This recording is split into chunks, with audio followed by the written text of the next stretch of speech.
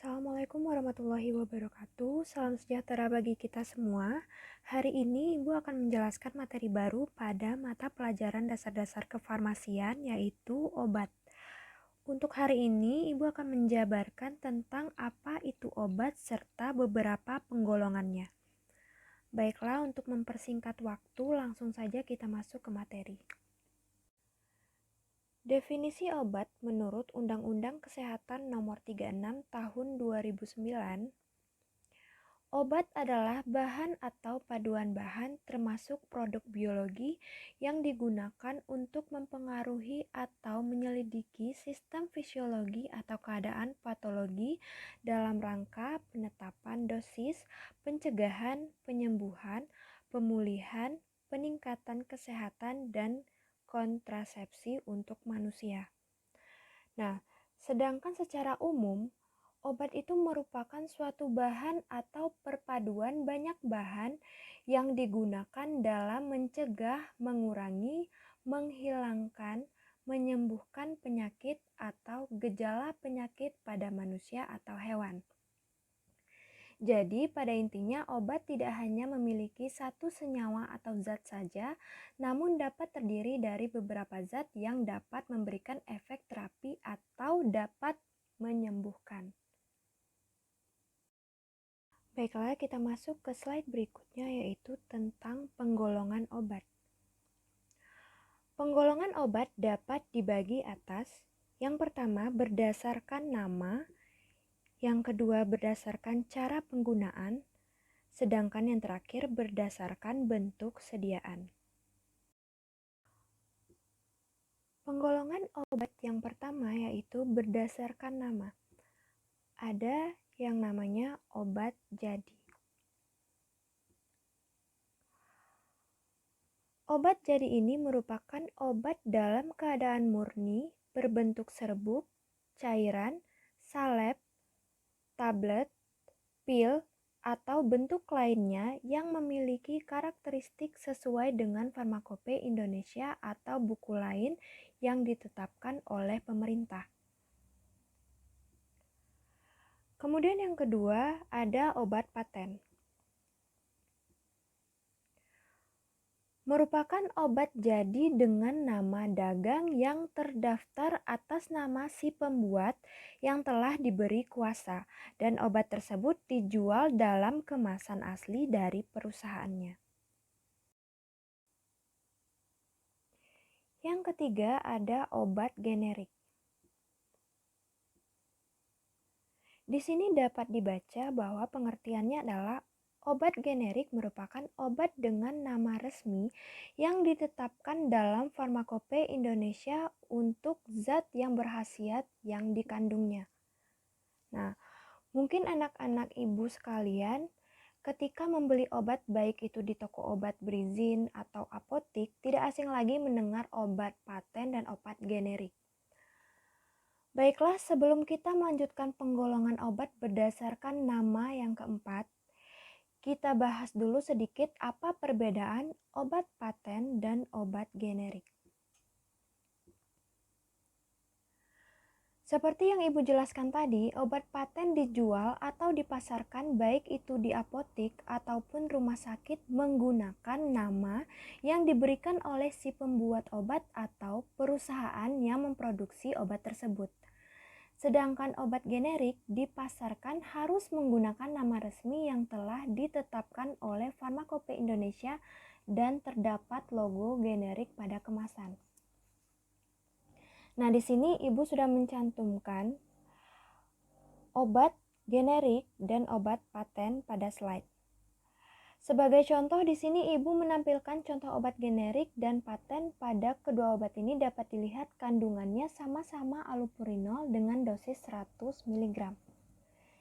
Di sebelah kiri merupakan allopurinol tablet generik, sedangkan di sebelah kanan merupakan allopurinol paten. Allopurinol generik memiliki logo generik dan namanya sesuai dengan Farmakope Indonesia. Dapat dilihat ya di kotak obatnya. Sedangkan allopurinol yang paten yang di sebelah kanan diproduksi oleh PT KB Pharma yang memilih nama Alurik untuk obat yang akan mereka produksi. Nah, jadi dapat dilihat ya, perbedaan dari obat generik dan obat paten itu ada logonya. Tuh yang di sebelah kiri itu ada logonya, sedangkan obat paten tidak ada logonya.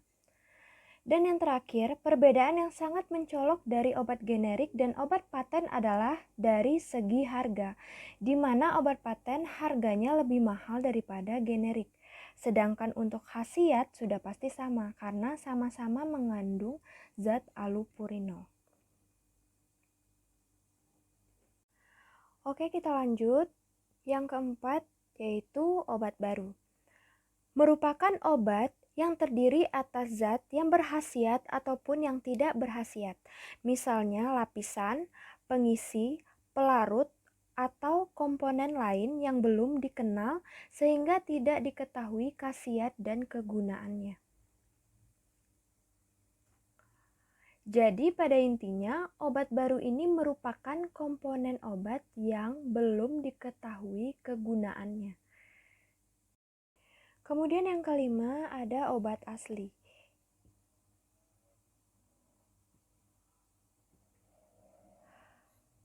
Obat asli ini merupakan obat yang didapat langsung dari bahan-bahan alamiah Indonesia, terolah secara sederhana atas dasar pengalaman dan digunakan dalam pengobatan tradisional. Nah, jika ada yang masih ingat, Ibu pernah mengajarkan tentang pengobatan empiris atau pengobatan secara turun-temurun pada zaman dahulu. Itulah yang dikatakan dengan obat asli, yaitu obat yang didapat dari khasiat tumbuh-tumbuhan langsung tanpa ada campuran zat kimia. Contoh obat asli yang masih ada sampai sekarang adalah jamu gendong. Oke, yang terakhir dari penggolongan obat berdasarkan nama adalah obat esensial.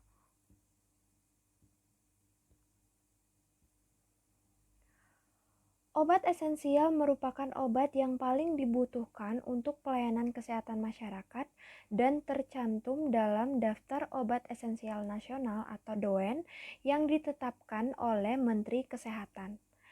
Jadi untuk obat esensial ini sudah ada daftar khusus yang ditetapkan oleh Menkes dan seharusnya pada pelayanan kesehatan baik itu di rumah sakit, apotek maupun toko obat berizin harus menyediakan obat esensial ini lebih banyak daripada obat lainnya. Baiklah, kita masuk ke penggolongan obat yang kedua yaitu berdasarkan cara penggunaan. Pada penggolongan obat berdasarkan penggunaan dibagi menjadi dua yaitu obat dalam dan obat luar. Di mana obat dalam ini berarti obat yang diberikan melalui mulut atau per oral dan melewati saluran cerna. Contohnya sediaan tablet, kapsul, sirup, dan obat tetes mulut. Sedangkan obat luar merupakan obat yang digunakan tanpa melalui mulut atau tidak melewati saluran pencernaan. Contohnya bedak, salep kulit, krim, lotion, aerosol, supositoria, obat tetes telinga, dan obat tetes mata. Dan yang terakhir pada penggolongan obat adalah berdasarkan bentuk sediaan. Dibagi atas 4 yaitu yang pertama sediaan padat, yang kedua sediaan cair, yang ketiga sediaan setengah padat, sedangkan yang terakhir sediaan gas.